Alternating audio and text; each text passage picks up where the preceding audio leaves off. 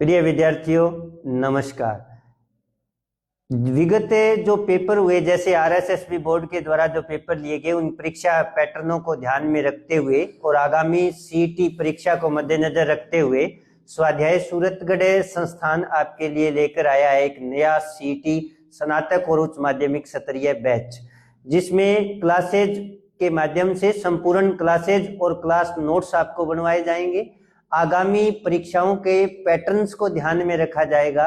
और जैसे आपको पता ही है कि सीईटी में अब आगामी 2 प्रश्न पत्र रहेंगे और जिनमें न्यूनतम उत्तीर्णांक 60% रहेगा।